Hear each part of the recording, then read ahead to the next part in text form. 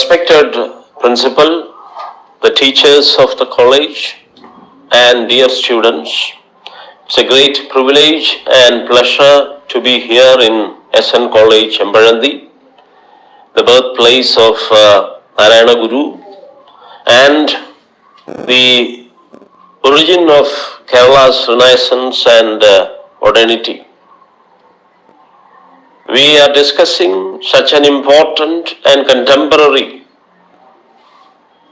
theme, the Renaissance of Kerala and its modernity, the problems that we are facing in the present, and to find the solutions to these problems in the present, we are probing our history, the recent history, the early 20th century history that addressed the issue of modernity, that actually created a modern and secular state in this part of the world.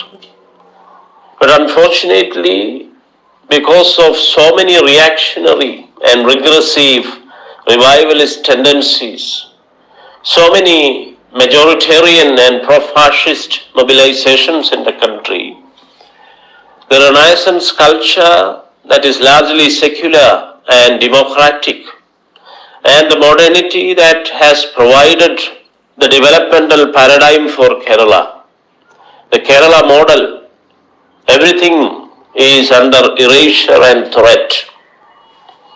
So we need to rethink our modernity and the Renaissance culture that has created our modern state. This is the context in which we are discussing the legacy of Renaissance and the trajectory of modernity and the problems of this legacy in Kerala. So it's a time for self-reckoning and self-critical evaluation. It is time for self-reflexive kind of critical analysis of our own traditions and our own social formations and processes. That is why the words of the Guru, the great Guru, who has envisioned Kerala as a casteless and a secular and a democratic and a compassionate kind of region in the early part of the 20th century. Even towards the end of the 19th century, he wrote that it is going to be, or his aim is to create this kind of a casteless and a secular and a multi-religious, a polyphonic kind of society where people must coexist without any hate and destructive kind of agendas. So in 1914, Guru made the claim that it is the British who gave him sannyasam, or the right to education and human rights, because the notion of modernity reached India, reached the shores of Kerala through the European model. It is through imperial culture of Europe that we imbibed, partly we inherited the legacy of modernity, which is basically a discourse of the West. It is from the Enlightenment tradition that we got this modernity. It is from the Enlightenment legacy of European modernity that we have appropriated it. It is through imperialism that this modern democratic values of liberty, equality and fraternity reached India in modern times. The British, they have given me the right to education and human rights. This regime, this colonial modernity that I mentioned in the beginning, it is this modernity of Europe, of Britain, the Magna Carta, the Parliament, the democratic model, the French Revolution, liberty, equality, fraternity, that paradigm, that modernity, though it is a compromised, diluted modernity, this modernity has given me the space to articulate, because I am an Avarna. If it was in the time of Rama, I would have been beheaded by the Lord himself, what they did to Shambhuga. Chambuga the Shudra sage. Chambuga did nothing but he just learned to read and write, and he taught some Shudras and Chandalas and women. That is the crime that he has committed. Chambuga, the Shudra sage. He was born as a Shudra. In the Chaturvarnya system, in the Sanatana Dharma, the Shudras are the subservient slaves of the other Trivarnikas. This is the system. That is why in 1914, Narayana Guru said, it is the British who gave me sannyasam, because if it was in the time of Rama or if it was in the Ramraj, I would have met with the fate of Chambuga, because he also made the reason, he rationalized, because the Hindus rule by the Smritis. That is the Manusmriti the main calf that I just mentioned. Because the Hindus rule by the Smriti, that is their constitution, the Smriti, Manusmriti, that prohibits the education of Shudra and women, and not to mention about the Chandala or the outcast. This is the Chaturvarnya system. The Hindu system is called the Varnashrama Dharma system or the Chaturvarnya system. Unfortunately, Gandhiji has written a book and he published it from his Navjivan press in Gujarat about this, idealizing this system of Chaturvarnya, Varnashrama Dharma. And he glorified this Varnashrama Dharma as Swadharma and Kuladharma. And he also wrote that, as Arundhati Roy has pointed out earlier, that book called The Ideal Bhangi. He idealized that manual scavenging. He forced his own wife Kasturba to do all that menial kind of work and the manual kind of scavenging. And he wrote and published those things from his press. So that is the system which is based on the Manusmriti, which prohibits human rights and educational rights and cultural symbolic capitals to the people, the Bahujans of this country. 95% of this country, women, Shudra and the Atishudra, if you use the term from Mahatma Phule, the great social visionary and the pioneer of Indian Renaissance. So Renaissance has reached India through the intervention of Europe. That is the important issue that we need to remember. And from Mahatma Phule of early 19th century Maharashtra to late 19th century Narayana Guru in Kerala, they have saluted the modernity of Europe and they have acknowledged that the British or the European philosophy, the European Enlightenment thinking, European modernity, European law, European judiciary, they are our masters. Like Ambedkar would say, the Buddha, Kabir and Phule, they are my masters, he said in a BBC talk and AAR talk towards the end of his life.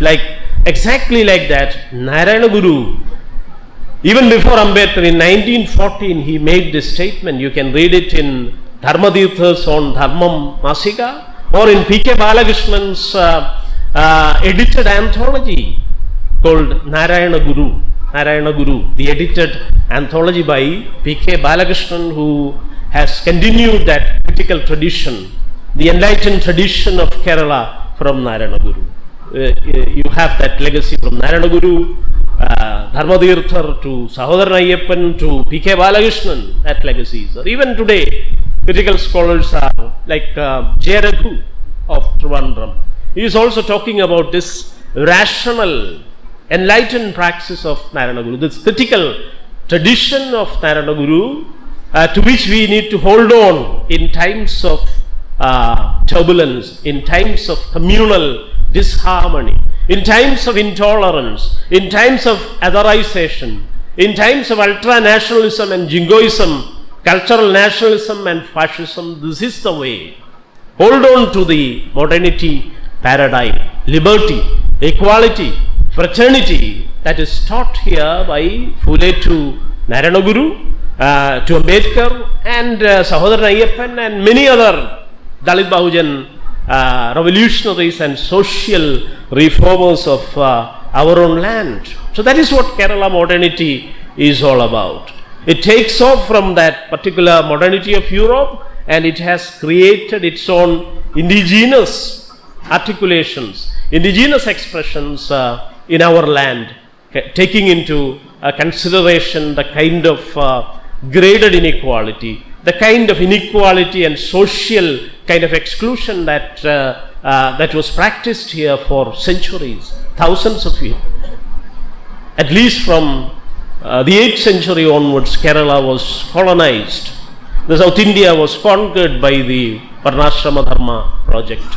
So we need to know about this history also, because this is not taught in the pedagogy. That is why we need to remind you about all these things. This is not taught in the schools. The real history of South India, the real history of Kerala, these things are erased. Even in pedagogy, which has become the part of the dominant ideology, which is called the Indian ideology by critics like Perry Anderson and others, for example, they call this Brahmanical patriarchy, this caste Hindu ideology, this double labyrinth and hierarchy of caste and gender as the Indian ideology. The dominant hegemonic ideology of India, in which the Brahman male is privileged and the other part of the society, especially the Vaishya, Shudra, Kshatriya, and the so-called Chandalas or Andhyajas or outcasts, those who are outside this system, they are called the Avarnas. Those who are outside the Varna system, they are called the Avarnas, the untouchables, the former untouchables of the Hindu world. The Brahmanical Hindu imagination is an exclusionary system. It gives complete humanness and human status and privilege only to the what you call the upper twice born. That is another discourse that we need to understand. This is a what you call given as a top to bottom kind of hierarchy. It is placed in the Smriti Shruti Puranas of India, the Brahmanical Sanskritic texts, and especially in the Vedas. The Vedas, especially the first Veda, which is the Rig Veda. In the Rig Veda there is a mandala called the Purusha Sukta. And in the Purusha Sukta it is mentioned that the Lord of the universe, the Brahma Purusha, the God is imagined as a Brahma Purusha, and from the Brahma Purusha or Virat Purusha, the four Varnas are emerging. The Virat Purusha or Brahma Purusha is giving birth to four Varnas. Brahmins through the mouth, Kshatriyas through the hands, Vaishyas through the thighs, and Shudras through the feet. And because the Shudras came out through the feet, they are considered as the most menial, the most lowly, and the slavish people for other Trivarnikas. Trivarnikas are the top twice born. Gopal Guru, political scientist and philosopher of JNU, he talks about the top twice born, the Trivarnikas, Brahman, Vaishya, and Kshatriya. They are only having complete human status and educational rights. They will be having the Upanayana and the other ritualistic second birth. This is called the metaphysics of the twice born, the second sacred birth of Brahmanism. Through Upanayana, they are purging or cleaning themselves about the human birth. We are all having human birth. We are taking birth from the genitalia, from the womb of our mothers. But in the Rigvedic Purusha Sutta, it is said that these people have come out through the mouth and the hands and the thighs, from the body parts of the Virat Purusha. And since Shudras came through the feet, they are called the Padajas, those who are born out from the Pada, the Padajas. And there is no mention about women and the Avarna, no mention about the majority of people in India. And people of other religions, similar religions, they are called the Mlecha also. The Chandala and the Mlecha, Shudra and women, they are all Nicha Yoni and Shudra Yoni and Papa Yoni in the words in the jargon of the Smriti Shruti Purana. So the majority of people are cursed as Nicha Yoni and Papa Yoni. And Brahmanical people, these Trivarnikas are taking birth through the body parts of the body organs of the Purusha, Virat Purusha, the Brahma Purusha. That is why when Narayana Guru, when he was asked, what is this system, Guru? He said, is it like a tree sprouting into leaves and shoots? That the Maramboti Mulakinadu Voleano, ഈ വിരാട് പുരുഷന്റെ ശരീരഭാഗങ്ങളിൽ നിന്ന് തുടയിൽ നിന്നും കാലിൽ നിന്നുമൊക്കെ മനുഷ്യരുണ്ടാകുന്നത് എന്നാണ് നാരായണ ഗുരു ചോദിച്ചത്. He asked, is it like a tree sprouting? And therefore he ridiculed, he satirized and critically ridiculed that Vedic Purusha Sukta story of human birth. Mahatma Phule, when he was asked, he said, if it is so, then the Virat Purusha might be having a genital organ within the mouth. That is why the Brahmins came through the mouth. Periyar, when he was asked, he said, then the Dalit Bahujans, the Avarnas, they are born from their father and mother, he said. The Brahmanical people, they have come through the mouth and the thighs of the Purusha. Then the real majority of people, the women, the outcast, they had a kind of human birth. They came out from the womb of the mother, and the mother and father, they are having human kind of birth. So this is the unfortunate and ridiculous story of Brahmanism and Brahman-centered Chaturvarnya system in India. And it is people like Guru who contested it and created a modern awareness to the part of this world and to the similar parts of the world in places like Asia and in India in particular. So generations of struggle, generations of social reformism was required to create this kind of a modern paradigm in India and Kerala. So that is why the struggles of Phule, Savitri Bai, his own wife, they were illiterate. They were denied education in the Gurukula Sanskritic system.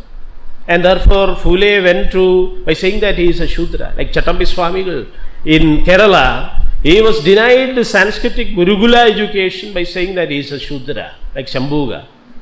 Because Manusmriti prohibits that.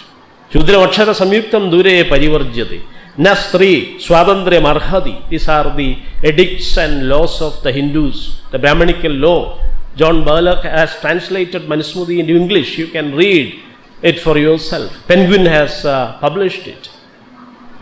So this kind of an inhuman system in which majority of people were denied human rights, education, cultural kind of liberties and subjected, and their labor, their human labor was exploited to create the Hindu system, the Hindu order, the Chaturvarnya, Varnashrama Dharma, Vedic obscurantism, which is called the Sanatana Dharma. Unfortunately, Gandhiji was a devotee of this system. He was against untouchability. He said it's a private sin of the Hindus and we will reconcile it somehow. We need to do that. We will call them Harijans and the untouchables will be called Harijans, and we will talk about Ram Raj and we will do the Gram Swaraj, and this can be eliminated. But it never happened. The Harijan term, which is a derogatory term in Gandhi's Vaishnavite Gujarati background, the background of the Baniyas like Amit Shah and others, it is the term equal to bastard. That is why the Dalits have rejected it outrightly. Because in the Vaishnavite temples of Gujarat, the children of Devdasis, they are called the Harijans. And Gandhiji, unfortunately, he used that term to refer to the basic communities, the working classes in India, the Dalit Bahujans, and that is why they have rejected it. And how can we embrace Rama? Rama is not the God, said Sahodaran, when Madan Mohan Malaviya, when he came in the 1920s to that Tirunakara Maidanam in Kottayam, and he tried to raise that slogan, Jai Shri Ram. Sahodaran and his followers, they said, Jai Ravan, we are not accepting Rama. Rama who killed Shambhuga. Rama who sniped Bali from behind, the great warrior of South India. He was both animalized as an ape and a chimpanzee, and then he was killed from behind because he couldn't confront him, defeat him in an open kind of duel. That is why. So through cheat and covet kind of means, Rama has slain all these Dalit Bahujans in the south. The Aryan boys have came. You know what they have done to that Shurpanakha and other women, the South Indian and the Sri Lankan women. The Sri Lankans are demonized as Rakshasa, as the Asura, because they were having another religion, an enlightened path of the Buddha. They were following it from the time of Ashoka, from BC 3rd century onwards, just 2 centuries after Buddha. The Buddha lived in the 6th century BC, before Christ, almost 600 years before Christ. And from BC 3rd century onwards, the South India and the whole of India and Sri Lanka, they have become Buddhists. And because they continue to be Buddhists, Brahmanism has conquered South India from the 8th century onwards. They have made their fortresses in the North Indian kingdoms from the Gupta period onwards. We know about the codification of Manusmriti. Ambedkar and Didi Kosambi and other historians and scholars, they have written. The last Mauryan emperor, Ashoka, came from the Mauryas. And the last emperor, Brihadratha, was again killed through a kind of cheat, from stabbing from behind. To stabbing from behind, that Brahman, militia man, Pushyamitra Sunga, he assassinated his Mauryan emperor through cheat. And to legitimize that killing by a Brahman, a Kshatriya was killed, to legitimize that, this Manusmriti was codified, argues many scholars, including B.R. Ambedkar. So that kind of cheat and usurpation you will see in the coming of power of Brahmanism in India. So, in BC 2nd century or towards the beginning of the Common Era in AD 1st or 2nd century, Brahmanism, the Hindu system, was established in North India. But the Moovendars, the Chera, Chola and Pandya chiefs of South India, we belong to the Chera country. Tamil was the language of the ancient Tamilagam, the old Tamil. All the Sangham literature that now emerging from Keeladi, for example, Keeladi or Keeladi in Madurai. Now excavations are going on. The central government is trying to close down that archaeological site from where you have the historic archaeological evidences of the Sangham culture. The word Sangham itself is from the Sangha of the Buddha, the triple gem, Buddham, Sangham and Dhammam. From the triple gem or triple asylum, Trisharana of the Buddha, you have the Sangham, the notion of the democratic order of people. That is why Buddha is called the Gananatha, Loganatha or Gananatha. Gana means the democratic order of the people. You have the Vinaya Pitaka in the Tipitaka of the Buddhist Pali canon, and from the Vinaya Niyamas or Vinaya rules, you have democratic order and rules. Dr. Ambedkar has explained it. He takes it not from the French Revolution directly, but he takes it, I'm imbibing the values of modernity, liberty, equality and fraternity, the democratic values of modernity, not just from the European model, not just from the Enlightenment tradition, but from my master, the Buddha, he said. His Vinaya rules have influenced Baba Saheb in making our constitution. The constitution is our legal system. It is the primary document that we have to resort to in times of peril. But unfortunately, even the constitution is being amended on a day-to-day basis, and the social ethics paradigm, the social justice core of the constitution is being continuously dismantled by the forces of Chaturvarnya. This is the dangerous situation in which we are in. because we forget, because we don't stand against this kind of ultra jingoistic nationalism and cultural forms of nationalism and fascism, totalitarianism has engulfed the whole country, and it is now dismantling and destroying our social fabric and the social ethical contract between the nation state and the people, that is the Constitution itself. So the Constitution is the ethical document in India. The Constitution is the moral edict of India, like the Ashokan edicts, from where you have the mention of Kerala in history for the first time. Keraputto in Pali language, the language of the people of India, which is a Prakrit, which is a form of Prakrit, Arthamagadhi or Pali. The Buddha taught in that language because it was the language of the people. He was from the so-called ruling elites. He was the son of Shuddhodana, a chieftain, Shakya chieftain Shuddhodana, but he knew Sanskrit and other elite manifestations of language, but he abandoned it totally and he taught in the language of women and the common people, the Dalit Bahujans. And he included even untouchable women like Chandala Bhikshuki, we know, or Manimekhala, we know from the South India. Ashana has written about Chandala Bhikshuki.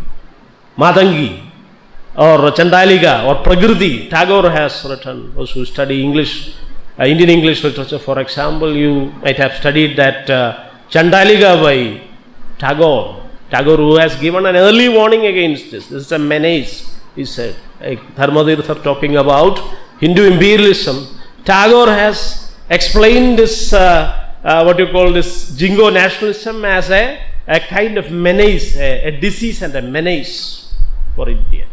It is not a panacea, it's not a remedy, but it's a threat, it's a menace. So this is the context that we are in. It's a genocidal context also. So we need to save our souls because of this growing Hinduization and the fascist kind of mobilization in India. People have forgotten about their real cultural legacies and the past, forgetting, collective forgetting, amnesia. If you use a term from G.N. Devi, for example, the great Indian critic who knows all the languages in India perhaps. He has enlisted more than 1,500 languages all over India, the living languages in India, through the People's Survey of Languages. So G.N. Devi uses that term, amnesia, a collective forgetfulness. Because the people are forgetting, this kind of fascism is coming to our doorsteps. It's coming to our kitchens. It's coming to our bed. We are having this strange bedfellows, like Shakespeare would say. Misery would make strange bedfellows. Because we have committed this error. We forget, we don't articulate the truth.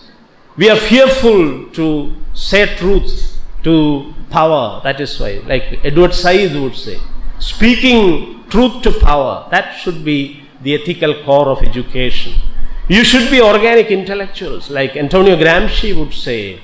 You must be organic intellectuals who can challenge authority and hegemony. The term hegemony is from that Italian philosopher who was tortured and mutilated and perished in the prison house of that Mussolini, for example, in Europe during the classical Holocaust, the Nazi regime, fascists and in Italy and Nazis in Germany. So like Antonio Gramsci has reminded us, you need to be organic human beings and organic intellectuals. You need to remember the history. You need to have a critical consciousness, a sense of discretion through your education of culture and literature or whatever it is. You have to create a critical consciousness, an ethical consciousness through which you have to reject violence and injustice. You have to fight against injustice and you have to stand with justice. You have to stand with the people who are fighting for justice, who are denied justice. You need to speak out. You need to write.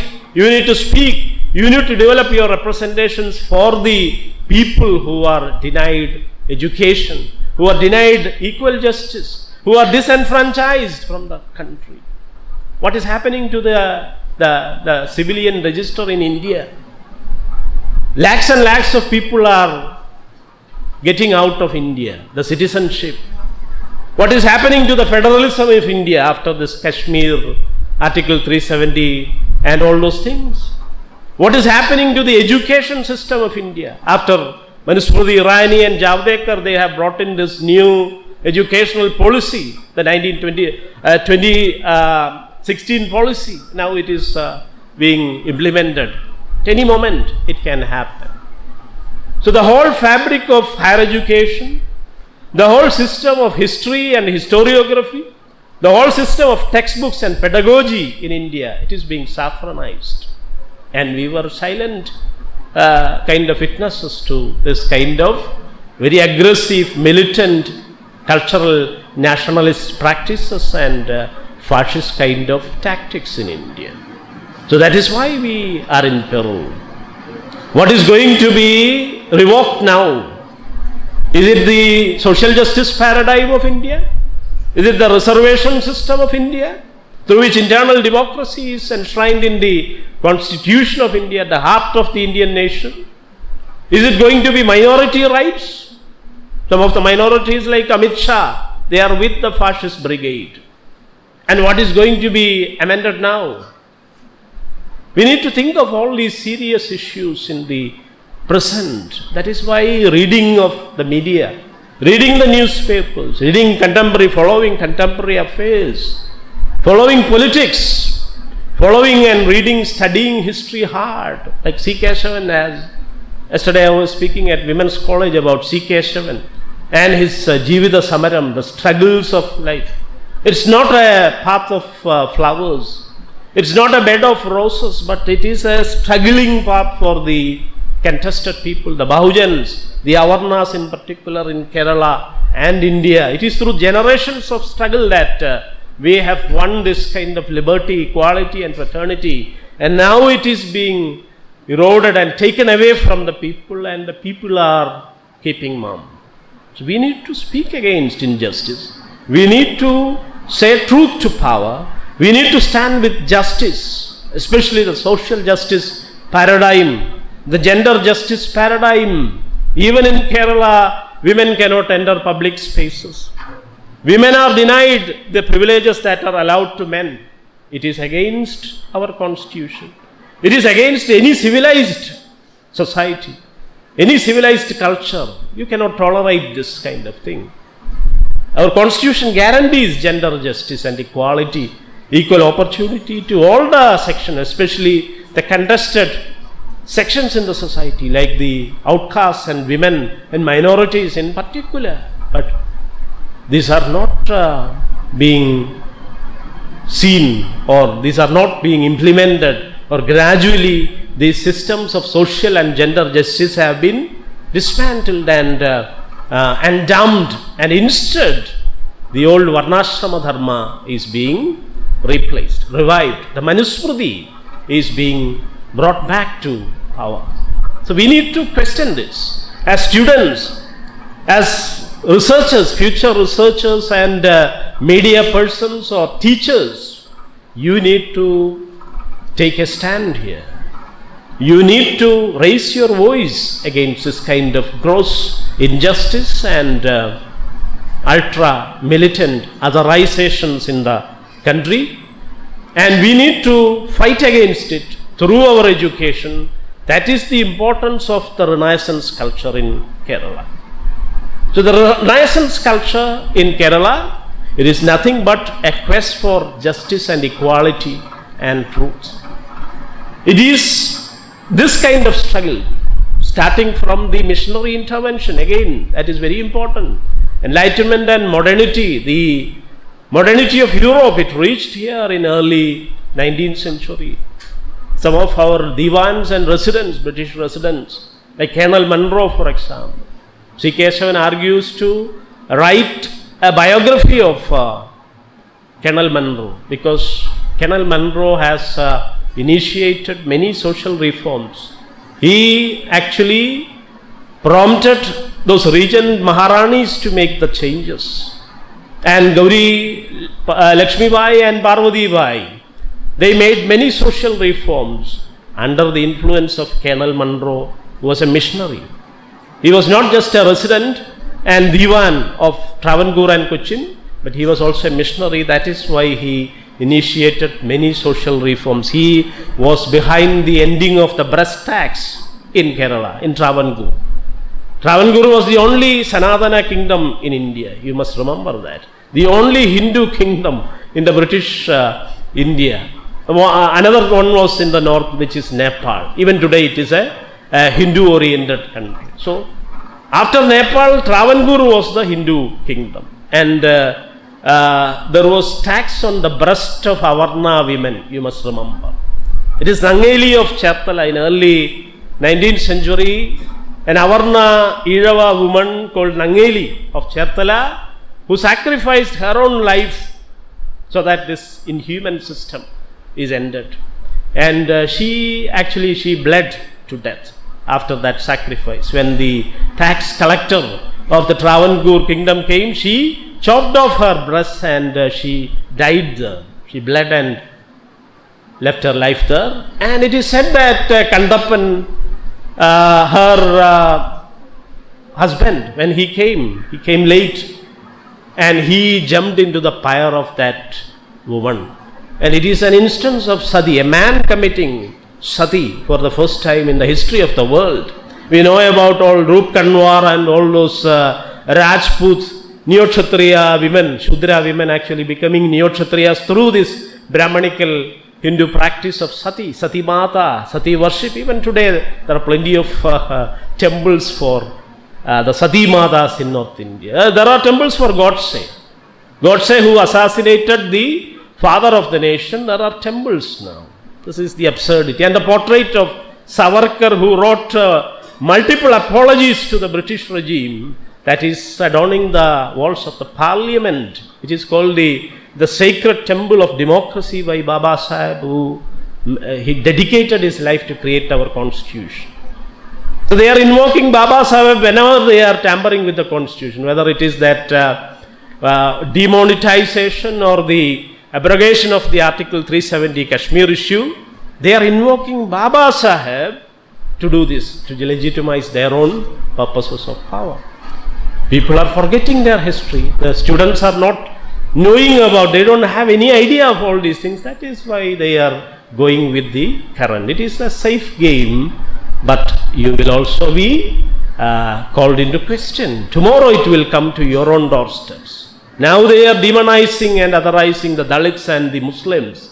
Tomorrow it will be your turn. So now if you resist collectively, you can do something. You can save the constitution and the idea of India. It will be saved. But if you make a lapse now, when your friends are being taken away, if you turn your face away from that, you will be in peril soon. Your turn will also come. That is the issue. Now you know about the police raj and all the issues that is happening. This is a very alarming situation that we are in. Even the militia and the police, they are growing out of all the decorum and the restrictions that are there in the bureaucratic system. Even the leaders, they cannot check and control their militia. That is the booming, alarming situation that is there. The militancy that has emerged from the bureaucracy and the police and the military and all. Now the special post is also being created. The Chief of Defence Staff. And the UGC is being disbanded. And the Prime Minister will be the chair of a centralized education commission. So the Chief of Defence Staff, the Prime Minister, and certain people from the Swayam Sevaks, they are going to decide the future of this country. We are already into deep waters, into deep trouble. So at least at this time of peril, we need to ponder, we need to rethink, we need to critically reflect on the problems. We need to be very self-critically evaluate the legacy of the Renaissance. We got deliverance. We were not even allowed to walk on the public roads. Our women were not even allowed to use decent clothes before the waist and beneath the knees. No kind of cloth was allowed to Avarna women. We need to revisit all these things. The Bhaskaranuni, 19th century Kerala, and Kerala in early 20th century. We must read. We must read at least the C. Keshavan's Jivita Samaram. We must read P.K. Balakrishnan's Narayana Guru. We must read and study Narayana Guru's own conversations with his own disciples, with C.V. Kunjaraman, about religion, about the freedom of religion, about conversion, about the Neo-Buddhism, C.V. Kunjaraman's conversations with the Guru, Mitavadi's conversations with the Guru, Sahodaran Ayyappan's conversations with the Guru.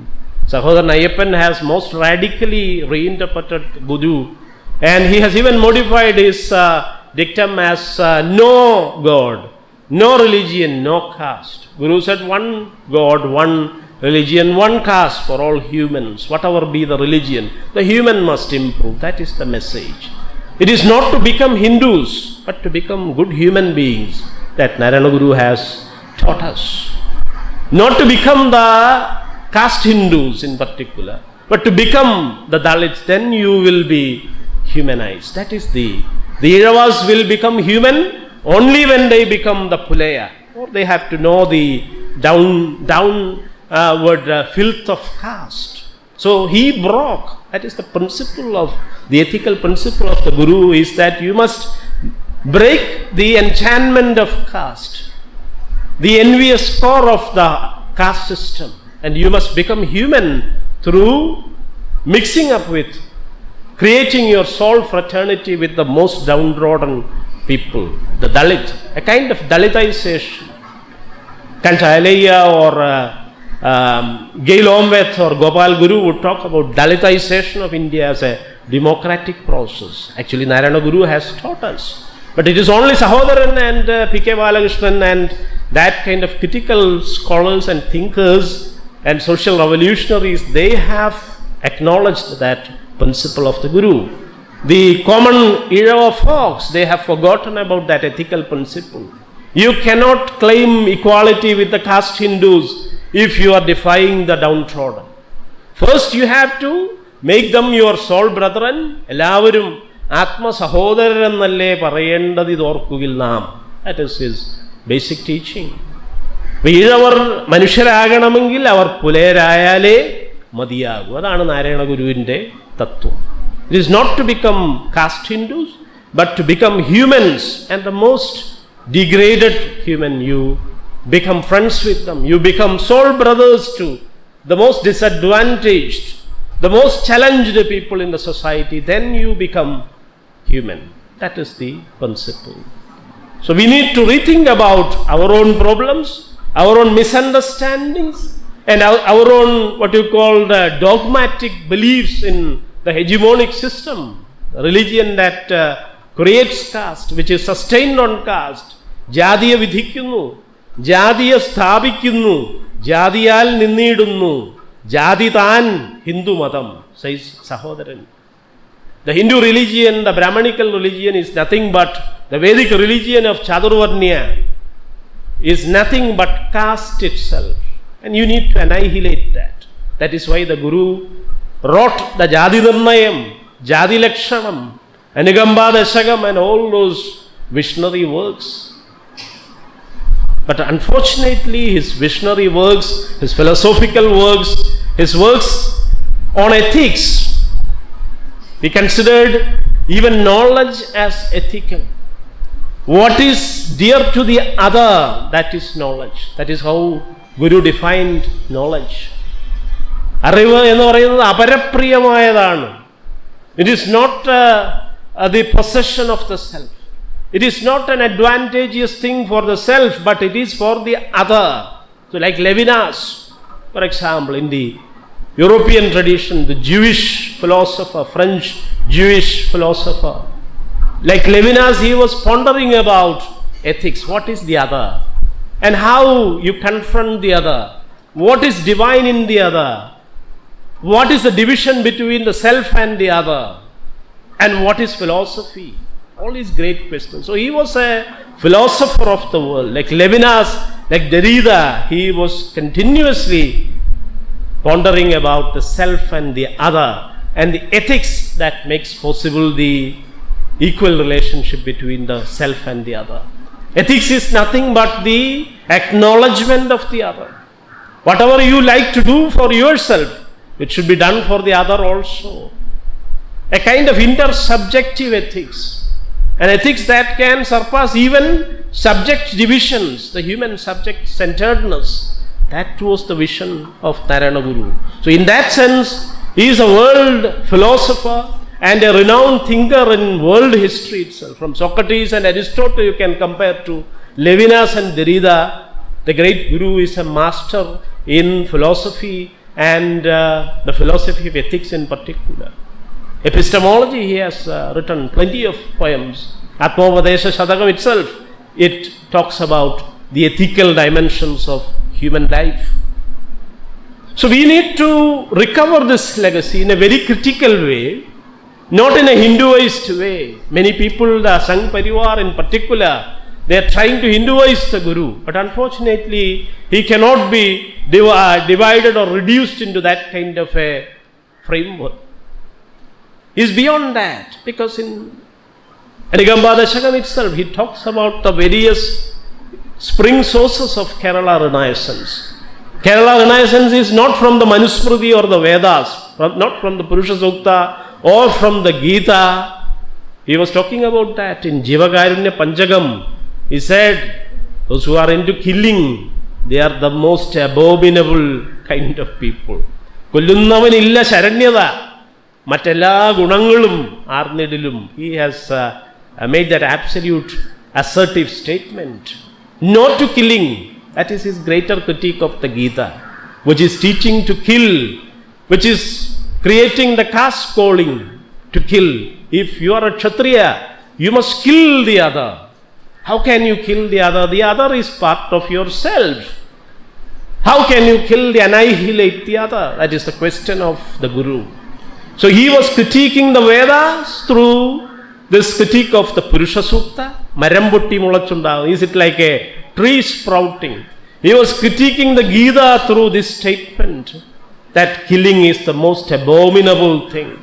You should never kill the other, especially human beings. It is not about vegetarianism and all those things. Some of the devotees are making a plea to vegetarianism using this Jivakarunya Panchagam, because കൊല്ലുന്നതും എങ്ങനെ ജീവികളെ തെല്ലും കൃപയേറ്റ് ഭുജിപ്പവതും എന്ന് അദ്ദേഹം ചോദിക്കുന്നുണ്ട്. That's an idealization and a comparison. The core is abstention from killing the human in particular, because he composed all these treatises, all these verses during the caste riots in Kerala from the time of 1907 to 1914. The time of caste riots. Human beings were killing each other in the name of caste. The so-called Nair Irava Lahala, the so-called Nair Pule Lahala, these things were happening. The great struggles of Ayyankali for educational rights of the Dalits and the freedom of movement, the great Villuvendi struggles were going on. The Balaramuram struggle, the Urutambalam, what is called school entry struggle, the Perinadu Lahala, all these bloody caste struggles were going on, caste riots were going on. So in the context of killing, human killing, Guru composed these things, Jadi Lakshanam, Jadi Nirnayam, Jivakarunya Panchagam, in which he critiques the Gita, killing itself. Unfortunately, Gandhiji defended it. If you are a Kshatriya, it is your Varnashrama Dharma or Swadharma, Kula Dharma to kill. Even if the uncle or your cousin brother is standing on the opposite side, you must kill the other. Kill your brother. That is the teaching. And the God teaches to kill also. Can you imagine this? In any part of the world, can this happen? A God arguing for killing and a God is teaching. തുടക്കടിച്ച് കാണിച്ചുകൊണ്ട് നിന്റെ സഹോദരനെ കൊല്ലൂ എന്ന് demonstrating. Can a God demonstrate to kill? This is happening, and this is perceived by our people who are not even able to walk on public roads, who are not even able to cover their breasts, who are giving tax to cover their breasts, they are believing in this kind of nasty obscurantism, third-rate obscurantism, paraded as religion.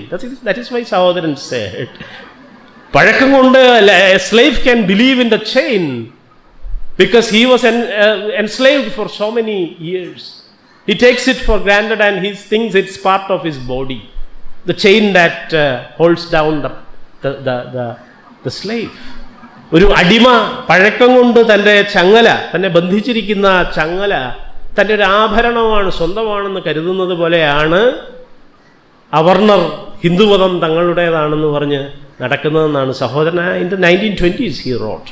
You can read, you must also regularly read the poetic works, the verses of Sahodaran Ayyappan, in which he has elaborated the philosophy of the Guru for the common people through popular songs and verses, like the songs of Poigil Appachan, for example. Sahodaran has created all these things against this kind of bloody obscurantist pagan practices. Oh, don't go to the Bharani, my brothers, he said. ഭരണിക്ക് പോകല്ലേ സോദരരെ, ഭരണിക്ക് പോകല്ലേ നിങ്ങളാരും. ഈ തെറി കൊണ്ട് കേരളം മുടിക്കുന്ന, ഈ ചോര, മിണ്ടാപ്രാണികളുടെ ചോര അവരുടെ കഴുത്ത് വെട്ടി ഒഴിക്കുന്ന ഈ ഭരണി, കൊടുങ്ങല്ലൂർ ഭരണി, സി കേശവൻ കുഞ്ഞായിരുന്നപ്പോൾ ഇവിടുന്ന് മയ്യനാട്ടിന്ന് വള്ളത്തേൽ പോവുകയാണ് കൊടുങ്ങല്ലൂരേക്ക്, ഭരണിക്ക് കൊണ്ടുപോവുകയാണ്. തെറിപ്പാട്ട് പാടിച്ച് ചാരായവും കുടിച്ച് ഈ കോഴിയെ അറുത്ത് ഈ ചോരയും ഒഴിച്ച് കൊണ്ടുപോവുകയാണ്. സി കേശവൻ്റെ ജീവിത സമരത്തിൽ he has elaborated about that bizarre kind of bloody incident. So this kind of barbarism which is paraded as religion, that is imposed on the Dalit Bahujan as their religion, and we have no commitment. Like Sahodaran says, we have nothing to hold on to this religion. We are not responsible to legitimize this religion. It's not our religion, it's a bondage, it's barbarism. We have to say no to it. We need to see truth and we need to stand with justice. That is the teaching of the Guru and his disciples. So we need to rethink about that, and we need to rethink about our own attitudes to the most disprivileged sections in Kerala society. Even today they are facing all the issues of caste. Caste killings are happening in Kerala. What happened to Kevin Joseph? What happened to Vinayagan, the Dalit boy who wanted to wear a decent t-shirt and jeans? He was humiliated by the police and he committed suicide. What happened to Rohit Vemula in Hyderabad? We know. So this kind of, what happened to the tribal youth, Madhu recently? What happened to a Sri Narayana Bhakta who killed his own daughter for marrying a Dalit man? She chose to marry a Dalit man. It happened in Valancheri in Malappuram district. A Sri Narayana Bhakta, he, like Rama killing Shambhuga by beheading, ഏറ്റവും എളുപ്പം മനുസ്മൃതി അനുസരിച്ചുള്ള ഏറ്റവും എളുപ്പമുള്ള ശിക്ഷയാണ്. If a Shudra learns the art of letters, his body must be severed, cut off into two, and the most easy way is to cut the throat. അപ്പം അങ്ങനെയാണ് രാമൻ ശംഭുവിനെ കൊല്ലുന്നത്, അതുകൊണ്ടാണ് കഴുത്തറുത്താണ് കൊല്ലുന്നത്. അതുകൊണ്ടാണ് സഹോദരൻ എന്ന് പറഞ്ഞത്, രാമൻ ഞങ്ങളുടെ ദൈവമല്ല, അതിലും ഭേദം രാവണ രാജ്യമാണ്. ജയ് രാവൺ, ഹി സെഡ്. അപ്പോൾ ഒരു ശ്രീനാരായണ ഭക്തൻ ചെയ്ത പ്രവൃത്തിയാണ്, സ്വന്തം മകളെ കഴുത്തറുത്ത് കൊന്നു. ഒരു അടിസ്ഥാന ജനതയിൽ നിന്നുള്ള ഒരു ദളിത് പുരുഷനെ വിവാഹം കഴിച്ചു എന്നതായിരുന്നു തെറ്റ്. 2 വർഷം മുമ്പ് നടന്ന സംഭവമാണ്. So what is happening to the Sreenarayana bhaktas? Are we imbibing the principles of the Guru? Are we following the Guru? Or are we following some other Gurus? Plenty of Gurus are there in today's Kerala and India. So we are not actually following the real Guru, not following the real teachings of the Guru. We are not critically and with critical consciousness, we are not reading and contextualizing the works of the Guru. That is the problem. So we need to rethink about our Renaissance, the problems of our Renaissance, the lapses that happened in the following of the Renaissance principles enshrined in our land by the Guru, and we have to re-evaluate and correct our mistakes. we need to develop fraternity at large. Fraternity with all the religions. And we also need to develop a critical mentality, a critical kind of re-evaluation of religion, a critical re-evaluation of our Renaissance principles, a critical re-examination of the Renaissance leaders and their legacies. All these are imminent and very contemporary issues in the present. This is a cultural and intellectual emergency.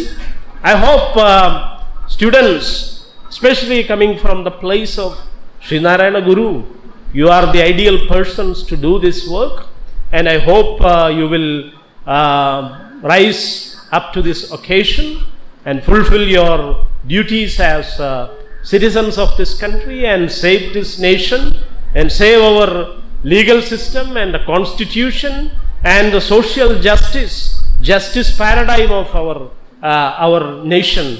And that is the message from the Guru. That is the message from his disciples. That is the legacy of Kerala Renaissance and modernity.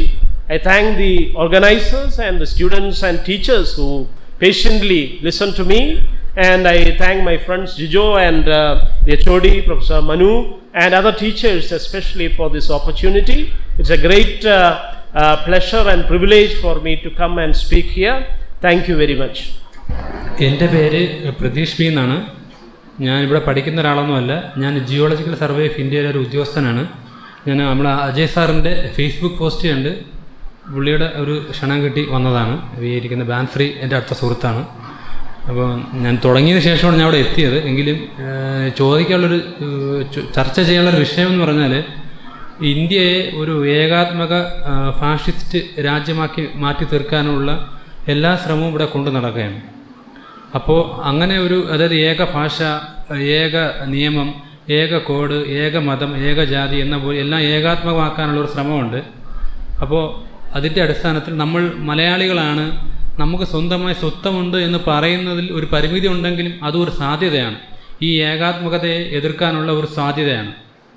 അപ്പോൾ അതോടൊപ്പം തന്നെ ഇവിടെ സംഭവിച്ചുകൊണ്ടിരിക്കുന്ന വേറൊരു വിഷയം എനിക്ക് ചൂണ്ടിക്കാണിക്കാനുള്ളത്, ഇപ്പോൾ ശ്രീനാരായണ ഗുരു ആയാലും അംബേദ്കർ ആയാലും ബുദ്ധനായാലും സഹോദരൻ അയ്യപ്പനായാലും എല്ലാം ഇവർക്കെല്ലാം നമുക്ക് ഈ ഏകാത്മക ഫാഷിസത്തെ എതിർക്കാനായിട്ടുള്ള ഒരുപാട് സാധ്യതകളുണ്ട്. പക്ഷേ ഈ സാധ്യതകളെ കൂടെ തന്നെ ഇതെല്ലാം ഒരു പരിമിതിയുണ്ട്. ഈ പരിമിതി എന്ന് പറയുന്നതാണ് ഇവരെയെല്ലാം മാലയിട്ട് പൂജിച്ച് ആരാധ്യ ദൈവങ്ങളാക്കി മാറ്റി നിർത്തി ഇവരെഴുതിയ പുസ്തകങ്ങളൊന്നും തുറന്നു നോക്കാതെ പുസ്തകങ്ങളെല്ലാം അടച്ചു വെച്ച് മാറ്റി വയ്ക്കുക എന്നുള്ളത്. അപ്പോൾ നമ്മളിനി ചെയ്യേണ്ടത് ഈ പൂജാതി കർമ്മങ്ങളും ആചാര അനുഷ്ഠാനങ്ങളെല്ലാം ഒഴിവാക്കിക്കൊണ്ട് ഈ പുസ്തകങ്ങളൊക്കെ എടുത്ത് തുറന്നൊന്ന് വായിച്ചു നോക്കി ഇതിനെതിരെ, ഈ ഏകാത്മക ഫാസിസത്തിനെതിരെ പ്രതികരിക്കണം എന്നാണ് എനിക്ക് പറയാനുള്ളത്. ഈ ഒരു ജാതി ഒരു മതം എന്ന് പറഞ്ഞ ശ്രീനാരായണ ഗുരുവിനെ തന്നെ ദൈവമാക്കിയ നാടാണിത്. ആ മതത്തെ തന്നെ അല്ലെങ്കിൽ ഇതിനെ തന്നെ കാസ്റ്റ് ആക്കി എടുത്തതും കൂടിയാണ്. അപ്പോൾ ഈ പൊതുവെ പറയാറുണ്ട് എഡ്യൂക്കേഷൻ കൊണ്ട് ആളുകളുടെ മനസ്സൊക്കെ മാറ്റാൻ പറ്റും, കുറേയൊക്കെ റീഫോർമേഷൻസ് ഒക്കെ വരുത്താൻ പറ്റുമെന്ന്.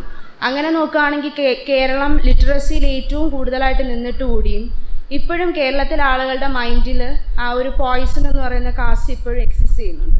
So what is the value of education, sir? Thank you for the prompt response. Actually, as Guru has envisioned, education is for liberation. വിദ്യയിലൂടെ നിങ്ങൾ സ്വതന്ത്രരാകുക, വിദ്യയിലൂടെ നിങ്ങൾ പ്രബുദ്ധരാകുക, സംഘടനയിലൂടെ ശക്തരാകുക. This is the dictum that is there from the early Brahmanic tradition in India. The Buddha has given the same thing. I talked about the three Ratnas or three Sharanas, the triple asylums or triple gem of Buddhism. This is the same thing: Buddham, Sangham and Dhammam. Buddham means enlightenment. Anybody can be enlightened. Women or outcasts, Chandala women like Prakriti or Matangi, they can also become great teachers and great visionaries and missionaries. That is why Matangi has become a part of the Buddha's monastic order. She converses with the Buddha. Ashan has depicted Matangi as arguing, an argumentative Indian, like Amartya Sen has pointed out. Be argumentative. That is the Indian tradition, not a monolithic, as our friend has given us the point not to be a part of the monolithic, hegemonic, totalitarian project because we are diverse. South India is different. That is what the great Aimperingapiyam or the fivefold epics of South India talks about. Manimeghalai, who is a non-Brahman woman, she travels the whole world and talks about the word of the Buddha. The gospel is preached in South Asia by Manimeghalai. So, it is not a monolithic thing. India is having multiple legacies. We have the Buddhist tradition, we have the Jain tradition, we have the Sikh tradition, we have Parsi traditions, we have Christian and Islamic Sufi traditions, women's traditions, and Avarna traditions are there. Narayana Guru itself is the great example of such a great Avarna Muni, a world philosopher who came from the Avarna kind of enlightened legacy. So, the ultimate aim of education is to liberate yourself, is to create a new world, a brave new world, as Shakespeare would say. So, that is the lesson from Guru, and unfortunately it is now being narrowed down to a monolithic, as our friend has specified, into a monolithic kind of very reductionist, very totalitarian kind of project, and we need to resist it, talking about, discussing about, or holding on to our diversity and difference, the difference of South India. That is the great lesson from G.N. Devi, Ganesh Narayan Devi, that I invoked. The Dakshinayana, he talks about the southern way, Dakshinayana, because the Dakshinayana is different. It is not the Rama or Krishna or the bloody caste murderers. When Gandhiji came to Palluruthi, Sahodaran actually read out a praise kind of thing for Gandhi, and he also asked the question, Gandhiji, your Lord Krishna was a serial killer, wasn't he? That is the question that was raised by Sahodaran to Gandhi. Gandhi never answered to that. When Gandhi went to this Kanyakumari temple, that Namudri or the Brahman prevented him. He could come up to only that flag post. Stay there. The priest said, the Brahman priest said, stay there, because you are not a Brahman. Though he is having this sacred thread, he is not a Brahman. He is a Baniya, like Amit Shah is a Gujarati Baniya. And he stood there, and the priest, he ഇങ്ങനെ എറിഞ്ഞു കൊടുത്തു പ്രസാദം. അത് വാങ്ങിച്ചുകൊണ്ട് ആ കൊടിമരത്തിൻ്റെ അവിടെ നിന്നിട്ട് ഗാന്ധി തിരിച്ചുപോയി. He was the great anti-colonial fighter. We salute that. We acknowledge that. But unfortunately, before he could fight the British European colonialism, which is only 200 years old, but he never questioned, he never found it right to appropriate to question the internal imperialism of India. The lasting empire in India is the internal imperialism that began with Pushyamitra Sunga, with the Sunga dynasty assassinating the last Buddhist Mauryan emperor Brihadratha. It is there, 2000 years old. Internal caste Swaraj, internal imperialism of caste, the empire of caste, imperialism. That is the importance of Swami John Dharmatirtha's History of Hindu Imperialism, 1942. He published it from Lahore in Pakistan. He went on a walking tour to Pakistan and he published that History of Hindu Imperialism in English and in Malayalam from Pakistan. That is the important thing. That is the critical legacy of the Guru. So we need to critically reread the Guru. What is taught in the school classes or in the college classes, these are fabrications to an extent, and we need to find out through critical reading, through critical re-evaluation, through critical research, we need to recover the real radical legacy of the Guru that has transformed the state of Kerala in particular in a few decades. He and his disciples, from brass tacks, from Nangeli to Arattura Velayathapanikar, he changed it to C. Kesavan, who became the chief minister of the Tirukochi state. So that is the transformation brought out by the Guru, or the legacy of Arshankar. These are all possible, these are made possible through the intervention of the Guru and his accent on education for liberation, education for enlightenment, and society or the organization for empowerment. All these are very important. It is the same thing of the Buddha. Buddham, Sangham and Dhammam. It is the same message that was given by Baba Saheb in English language. That is the only difference. Educate, agitate and organize. That is my motto. That is my message to the young students.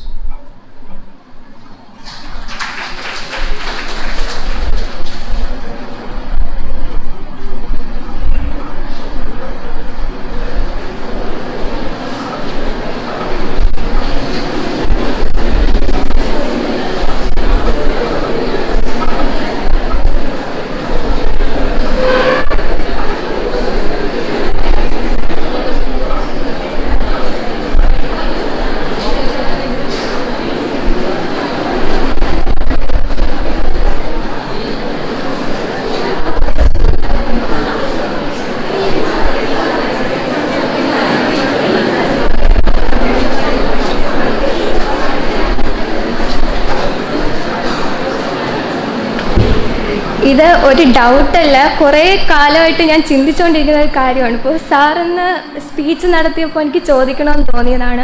എൻ്റെ വീടിൻ്റെ ഫ്രണ്ടിൽ ഒരു ശ്രീനാരായണ ഗുരുവിൻ്റെ ഒരു ക്ഷേത്രം പണിഞ്ഞു വെച്ചിട്ടുണ്ട്. പക്ഷേ എപ്പോഴും അവിടെ പൂജയും എല്ലാം നടക്കുന്നുണ്ട്. പക്ഷേ അദ്ദേഹത്തിനെ സംബന്ധിച്ചോളം അല്ലാതെ അദ്ദേഹം പറഞ്ഞിട്ടുള്ള കാര്യങ്ങളൊന്നും അവിടെയുള്ള ആരും അംഗീകരിച്ച് പോകുന്നതായിട്ട് എനിക്ക് തോന്നിയിട്ടില്ല.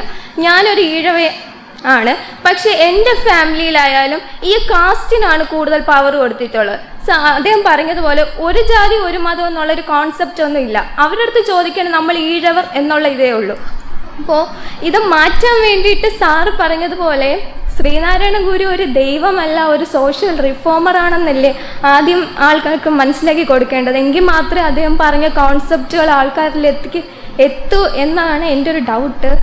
A very interesting and ideal suggestion by the young student.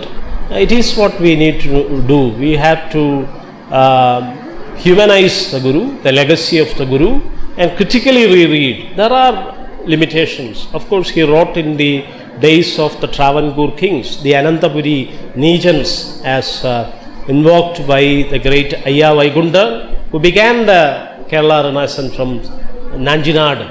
Ayya Vaikunthar called the Anantapuri Nijans, the Travancore kings are the Anantapuri Nijans because they are the accursed kings of Anantapuri, because they are taking this Talakkaram and Mulakkaram and Menipun and Meeshakaram and all those 108 forms of taxes.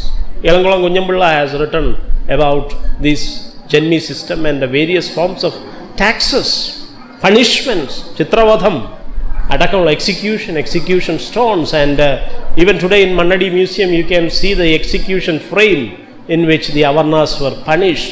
You go to the government museum in archaeological museum in Mannadi, you can see that. So this kind of an inhuman system was there. So we need to historicize the Guru. We need to historicize and contextualize and politicize the processes of Kerala Renaissance, and we need to reject whatever is not relevant to the present, in the context of the present, in the juncture of the current conjecture. In the context, we need to very critically re-evaluate and rethink the Guru, humanizing the Guru, making him as a secular and world philosopher, not as a Hindu, not reducing him to a Hindu sannyasi, but liberating him and enshrining him as a world philosopher and thinker, a thinker of ethics. That is what I talked about, ethics and the musings on the other. That is the core of the philosophy of the Guru. So he can be equated with any great philosopher of the European world or the world at large. So that kind of a what you call the contextualization of the Guru, historicization of the Guru, humanizing of the Guru, secularization of his teachings and his conversations, and also rejection of certain elements of Hindu symbology and semiotics that have crept into his text. That is also very important. That is why the critique raised by J. Raghu, for example, J. Raghu's critical readings on Narayana Guru, it becomes all the more relevant in the context of this kind of critical re-evaluation and rethinking and kind of habitation of the Guru into the present. So that kind of very ethical new rereadings are required. liberating readings, not Hinduization readings, not reducing him into a Vedantin, not reducing him into a Mimamsakara, not reducing him into a Shankara Advaita Vadi, but he himself, in conversations, for example. In Sri Lanka in 1918, he went to the Idam or Sri Lanka twice. Idam is a Tamil word, an ancient Tamil word that means something that is intertwined. ഇഴചേർന്ന് ഇരിക്കുന്നതാണ്, ഇഴുകിച്ചേരുന്നതാണ്, ഊടും പാവും പോലെ, നെയ്ത്തിലെ പോലെ. ഏറ്റവും വലിയൊരു നെയ്ത്തുകാരനാകണമെന്നായിരുന്നു C കേശവൻ്റെ ആഗ്രഹം. അപ്പോൾ നെയ്ത്തിൽ എന്നതുപോലെ തിരുവിതാംകൂറിലെ പ്രധാന നെയ്ത്തുകാരൻ ഈഴവരായിരുന്നു, പ്രത്യേകിച്ചും വയനാട് ഭാഗങ്ങളിൽ.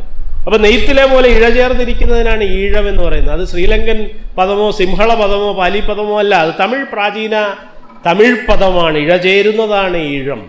ദാറ്റ് മീൻസ് സംഘടിതമായിരിക്കുന്നതാണ്, ഒറ്റയ്ക്ക് നിൽക്കുന്ന ഒരു പൂവല്ല, മറിച്ച് സംഘടിതമായി നിൽക്കുന്ന ഒരു കോൺസ്റ്റലേഷൻ, ഒരു പൂങ്കുല. അതാണ് ഈഴച്ചെമ്പകം എന്ന് പറയുന്നത്, അല്ലെങ്കിൽ ഈഴമുല്ല, അല്ലെങ്കിൽ ഈഴക്കൊന്ന, കണിക്കൊന്ന എന്ന് വിളിക്കുന്ന ഈഴക്കൊന്ന. ഇതാണ് സംഘടിതമായി നിൽക്കുന്നതുകൊണ്ടാണ് സംസ്കൃതത്തിൽ പറയുമ്പോൾ ഇഴചേർന്നിരിക്കുന്നതിന് സംഘടിതം, സംഘം എന്ന വാക്കാണ് സംഘ സാഹിത്യത്തെക്കുറിച്ച് പറഞ്ഞതുപോലെ. അപ്പോൾ ആ സംഘബോധത്തിൻ്റെ ഒരു പ്രയോക്താവായിരുന്നു. അതുകൊണ്ടാണ് he has made that statement in early 1910s that ഈഴവർ എന്ന് പറയുന്നത് ഒരു ജാതിയല്ല, ഹിന്ദുത്വത്തിലെ ഒരു ജാതിയല്ല, മറിച്ച് ഒരു അടിസ്ഥാന ജനതയാണ് എന്ന സ്റ്റേറ്റ്മെൻറ്റ് അസന്നിഗ്ധമായി നാരായണ ഗുരു നടത്തുന്നതാണ്. അതുകൊണ്ട് തന്നെയാണ് 1918 രണ്ടാം തവണ ശ്രീലങ്കയിൽ പോയ ആദ്യ തവണ ശ്രീലങ്കയിൽ പോയ സന്ദർഭത്തിൽ അദ്ദേഹം ശ്രീലങ്കയിൽ ഇരുന്നു കൊണ്ട് പറഞ്ഞത് നമ്മുടേതും ബുദ്ധമതം തന്നെ, എന്താ സംശയമുണ്ടോ? അദ്ദേഹം അമരകോശം ഉദ്ധരിച്ചുകൊണ്ട് പറയുകയാണ്, ഷഠഭിജ്ഞോ ദശബലോ അദ്വയവാദി വിനായക എന്ന ബുദ്ധൻ്റെ 18 പര്യായങ്ങൾ ഉദ്ധരിക്കുകയാണ്. അമരസിംഹൻ, സിംഹള ബൗദ്ധ ഭിക്ഷുവായ അമരസിംഹൻ എഴുതിയ നമ്മുടെ ഭാഷയിലേക്ക് അടിസ്ഥാന വിദ്യാഭ്യാസ ഗ്രന്ഥമായിരുന്നു. അദ്ദേഹം വാരണപ്പള്ളിയിൽ പുതുപ്പള്ളിയിൽ പോയി വാരണപ്പള്ളിയിൽ താമസിച്ച് ആ കുമ്മമ്പള്ളി രാമപള്ളി ആശാൻ്റെ അടുത്തൊക്കെ വിദ്യാഭ്യാസം ചെയ്യുമ്പോൾ അമരകോശമാണ് പഠിച്ചുകൊണ്ടിരുന്നത്. CV ആകട്ടെ, കുഞ്ഞരാമനാകട്ടെ, മിതവാദിയാകട്ടെ, മലബാറിൽ പഠിച്ച മിതവാദിയാകട്ടെ, എന്തെങ്കിലും സംശയം വന്നാൽ അമരകോശമാണ് ഉദ്ധരിക്കുന്നത്. കാരണം ഇവിടുത്തെ അടിസ്ഥാന വിദ്യാഭ്യാസം പ്രബുദ്ധതയുടെ പാരമ്പര്യത്തിലായിരുന്നു. നമ്മുടെ നാനമോനമായിരുന്നു, വട്ടെഴുത്ത് ലിപിയാണ്, ധമ്മലിപിയിൽ നിന്ന് വികസിച്ചു വന്ന വട്ടെഴുത്തായിരുന്നു നാം വിദ്യാരംഭത്തിലൊക്കെ ഉപയോഗിച്ചുകൊണ്ടിരുന്ന. അശോക വിജയദശമിയായിരുന്നു. 18-ാം നൂറ്റാണ്ട് വരെ ആ പാരമ്പര്യത്തിലാണ് വന്നത്. പിന്നീടാണ് ഹൈന്ദവീകരണം പ്രമാദമായി വന്നിട്ടുള്ളത്. അപ്പോൾ നാരായണ ഗുരുവിൻ്റെ പാഠങ്ങളെ തന്നെ വളരെ വിമർശാത്മകമായി ചരിത്രവൽക്കരിച്ച് പുനർവായിച്ചുകൊണ്ട് നമ്മുടെ തെറ്റുകളെ തിരുത്തിയാൽ മാത്രമേ അദ്ദേഹത്തെ ഈ ശങ്കര അദ്വൈതത്തിൽ നിന്നും, അദ്ദേഹം ശങ്കരൻ്റെ അദ്വൈതത്തിലല്ല വിശ്വസിച്ചത്, അദ്വയവാദി വിനായക എന്ന് പറഞ്ഞാൽ ബുദ്ധൻ്റെ പര്യായമാണ്. നാഥനില്ലാത്തവൻ, അല്ലെങ്കിൽ ഒരേ ഒരു നായകനായ ലോകനാഥനായ ബുദ്ധനാണ് ഈ വിനായകൻ. ഇപ്പോൾ സഹോദരൻ ബുദ്ധസ്തോത്രത്തിൽ എഴുതിയിരിക്കുന്നത് നിങ്ങൾക്കറിയാം. കൊല്ലായിക, കക്കായിക, കാമത്താൽ തെറ്റായിക, കള്ളം ചെയ്യായിക, കുടിച്ചിടായിക എന്നീ ശീലങ്ങളാൽ പാപപരിഹാര ധർമ്മമുരച്ച വിനായകനെ എന്നാണ് സഹോദരൻ ബുദ്ധനെ, ശാക്യ ജിനമുനിയെ അഭിസംബോധന ചെയ്യുന്നത്. അനുപമ കൃപാനിധി, അഖില ബാന്ധവൻ ശാക്യ ജിനമുനി, കൃപാരശ്മി ചൊരിയും നാളിൽ എന്ന ആശാൻ എഴുതിയിരിക്കുകയാണ്. അദ്ദേഹം ഒരു ഔപനിഷദികവാദിയായിട്ട് പോലും അദ്ദേഹത്തിൻ്റെ രചനകളിൽ മുഴുവൻ ക്രൂരമുഹമ്മദ പരാമർശം വന്നിട്ട് പോലും അദ്ദേഹത്തിൻ്റെ രചനകളിൽ മുഴുവൻ മുഴങ്ങി നിൽക്കുന്നത് ബുദ്ധൻ്റെ ഈ ധർമ്മമാർഗത്തെക്കുറിച്ചുള്ള, ഈ മൈത്രിയെക്കുറിച്ചുള്ള തീമുകളും പ്രമേയങ്ങളുമാണ് അദ്ദേഹത്തിൽ മുഴങ്ങുന്നത്. അപ്പോൾ ആ രീതിയിലുള്ള പ്രബുദ്ധതയുടെ പാരമ്പര്യമുള്ള ജനതയാണ് അത്. നാരായണ ഗുരു അതുകൊണ്ടാണ് പറഞ്ഞത് ഇതൊരു ജാതിയല്ല, ഹിന്ദുത്വത്തിൻ്റെ വർണ്ണാശ്രമ ധർമ്മത്തിൻ്റെ ബ്രാഹ്മണ മതത്തിൻ്റെ ഒരു ജാതിയല്ല ഇത് സൗത്ത് ഇന്ത്യയിലെ ഒരു അടിസ്ഥാന ജനതയാണ്. ഈഴം എന്ന് പറഞ്ഞാൽ ഒരു പ്രത്യേക ജാതിയല്ല, ശ്രീലങ്കയല്ല, ഈ സംഘത്തിൻ്റെ ദേശമായതുകൊണ്ടാണ് ശ്രീലങ്കയ്ക്ക് തമിഴിൽ ഈഴം എന്ന് പേര് വീണത്. അല്ലാതെ മറിച്ചല്ല, ദ്വീപ് എന്ന അർത്ഥത്തിലല്ല. ഈഴത്തിൻ്റെ, സംഘത്തിൻ്റെ, ഇഴചേർന്നിരിക്കുന്നതിൻ്റെ നാടായി അശോകകാലം മുതൽ, അശോകൻ്റെ മകളായ സംഘമിത്തയാണ് ബോധിയിൽ നിന്നുള്ള ഗയയിൽ നിന്നുള്ള ബോധിവൃക്ഷത്തിൻ്റെ ഒരു ശാഖയും തൻ്റെ നെഞ്ചോട് ചേർത്ത് വേര് പിടിപ്പിച്ച് കൊണ്ടുപോയി കപ്പലിൽ കൊണ്ടുപോയി അനുരാധപുരത്ത് നട്ടുപിടിച്ച് വളർത്തിയത്. പിന്നീട് മിതവാദിയും ധർമ്മസ്കന്ധനും ഒക്കെ കൂടി അത് കോഴിക്കോട്ട് കൊണ്ടുവന്ന് വെച്ചിട്ടുണ്ട്. ഇപ്പോഴും അതിൻ്റെ ഒരു ശാഖ കോഴിക്കോട്ട് കസ്റ്റംസ് റോഡിലുള്ള ബുദ്ധവിഹാരത്തിൽ വളരുന്നുണ്ട്. നവബുദ്ധവാദം നാരായണ ഗുരുവിൻ്റെ ശിഷ്യരാണ് കേരളത്തിൽ ആരംഭിച്ചത്. ഇന്ത്യയിൽ ആദ്യം ആരംഭിക്കുന്നത് പണ്ഡിറ്റ് അയോധ്യദാസരാണ് തമിഴകത്ത്. 1880-കൾക്ക് ശേഷം അനാഗരിക ധർമ്മപാല എന്ന് പറയുന്ന ഈ പറയുന്ന അമരസിംഹനെ പോലെ ഒരു ബുദ്ധഭിക്ഷുവാണ്. ഈഴത്ത് നിന്ന് വന്ന ആളാണ്, സംഘത്തിൻ്റെ നാട്ടിൽ നിന്ന് വന്ന ആളാണ്. അപ്പം അദ്ദേഹം ഇന്ത്യയിൽ വന്ന് പ്രവർത്തിച്ചാണ് ഈ ഗയയിലെ ബോധി വിഹാരത്തെ ഹിന്ദുവാദികളിൽ നിന്ന് ശൈവരിൽ നിന്ന് മോചിപ്പിച്ചത് പകുതിയെങ്കിലും. അപ്പം അദ്ദേഹത്തിൻ്റെ പ്രവർത്തന ഫലമായിട്ടാണ് തമിഴകത്തെ ദലിത് നേതാവായിരുന്ന പണ്ഡിറ്റ് അയോധ്യദാസർ ഒരു സിദ്ധനായിരുന്നു, ഒരു സിദ്ധ വിദഗ്ധനും പാലി പണ്ഡിതനും ഇംഗ്ലീഷിലും പ്രാഗൽഭ്യമുണ്ട പണ്ഡിതനായിരുന്നു പണ്ഡിറ്റ് അയോധ്യദാസർ. അപ്പം അദ്ദേഹമാണ് ഇന്ത്യയിലെ ആദ്യ നവബുദ്ധവാദം തമിഴകത്ത് തുടങ്ങുന്നു. രണ്ടാമത് തുടങ്ങുന്നത് നാരായണഗുരുവിൻ്റെ ശിഷ്യന്മാരാണ്. നാരായണഗുരു തന്നെയാണ് അതിൻ്റെ പിന്നിലുള്ള പ്രേരണ എന്നതിന് യാതൊരു സംശയവുമില്ല. കാരണം സി വി കുഞ്ഞിരാമനും ഈ ശാസ്താവ് ഒരു ചരിത്രാവലോകം എന്ന് ശബരിമലയെക്കുറിച്ചുള്ള എസ്സേ 1912 സി വി കുഞ്ഞിരാമൻ എഴുതുകയാണ്. ഈ മയ്യനാട്ടിരുന്നിട്ട് ഒരു ഹൈസ്കൂൾ ഹെഡ് മാസ്റ്ററായി അന്നിരുന്ന സി വി ആണ് ഈ ശാസ്താവിനെക്കുറിച്ച് ചരിത്രാവലോകം എഴുതിയത്. ഇപ്പോൾ ഈഴവരുടെ ബുദ്ധമത പാരമ്പര്യത്തെക്കുറിച്ച് ഏറ്റവും അധികം എഴുതിയത് സി വിയും സഹോദരനും മിതവാദിയുമാണ്. അപ്പോൾ നാരായണഗുരുവിൻ്റെ ശിഷ്യജനങ്ങളാണ് കേരളത്തിലെ ഇന്ത്യയിലെ തന്നെ രണ്ടാമത്തെ, പണ്ഡിറ്റ് അയോധ്യദാസർക്ക് ശേഷം രണ്ടാമത്തെ നവബുദ്ധവാദം ഇവിടെ ആരംഭിച്ചത്.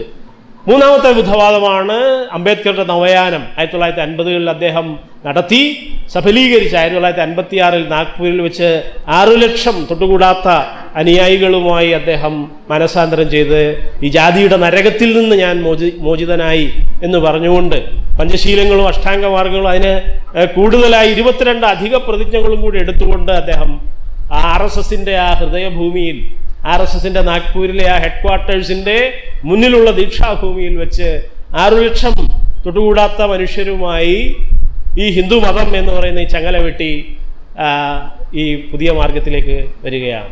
അപ്പോൾ സഹോദരൻ അയ്യപ്പനും ഗാന്ധിക്ക് കൊടുത്ത ആ പത്രത്തിൽ, പള്ളുരുത്തിയിൽ വെച്ച് കൊടുത്ത പത്രത്തിൽ ഞാൻ പറഞ്ഞു, നിങ്ങളുടെ കൃഷ്ണൻ ഒരു പരമ്പര കൊലയാളിയല്ലേ എന്ന് ചോദിച്ചു. മാത്രമല്ല, ഗാന്ധിജി ഈ ഹിന്ദുമതത്തിൻ്റെ ഈ ചങ്ങല, ജാതി ചങ്ങല വെട്ടി ഇന്ത്യയെ മോചിപ്പിക്കൂ എന്നുകൂടി സഹോദരൻ അതിൻ്റെ അവസാനം എഴുതി ചേർത്തിരിക്കുകയാണ്.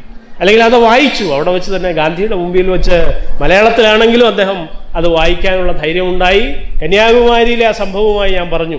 ആ പുരോഹിതൻ പറഞ്ഞപ്പോൾ അവിടെ നിന്ന് തൊഴുതിട്ട് പോയ ഗാന്ധിജി, വൈശ്യനാണെന്ന് സ്വയം സമ്മതിച്ച, ബ്രിട്ടീഷ് സാമ്രാജ്യത്തെ ആ സിംഹത്തെ അതിൻ്റെ കുഞ്ചിരോമത്തിൽ പിടിച്ചു കുലുക്കിയ ഗാന്ധിജി, അദ്ദേഹം ഈ ജാതി സാമ്രാജ്യത്തിൻ്റെ മുമ്പിൽ നിശബ്ദനായി അതിൻ്റെ പാദസേവകനായി നിൽക്കുകയാണ്. അതുകൊണ്ടാണ് സഹോദരൻ അന്ന് ഗാന്ധി സന്ദേശം എന്ന കവിത എഴുതേണ്ടി വന്നു.